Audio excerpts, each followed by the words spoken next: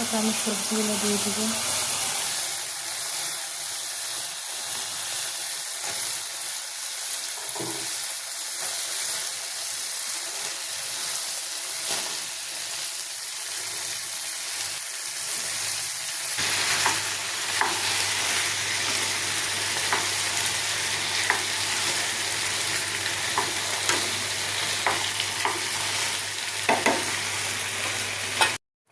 নামাবার আগে একটু ভাজা জিরার গুঁড়া দিলে সেই লাগে, সেই অনেক সুন্দর লাগে। ধনিয়া পাতার সিজন না, একটু যদি তরকারিতে, সবজিতে বা মাছের তরকারিতে ভাজা জিরার গুঁড়া দেওয়া যায়, তাহলে ধনিয়া পাতার ফ্লেভারটা না আসলেও কিন্তু অন্যরকম একটা স্বাদ আসে, সেই লাগে।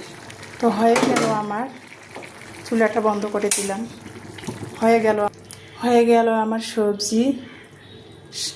7 আইটেম দিয়ে নিরামিষ রান্না করলাম, একটু ঝোল ঝোল রেখে দিয়েছি। ইমানি আবার এইরকম পছন্দ করে।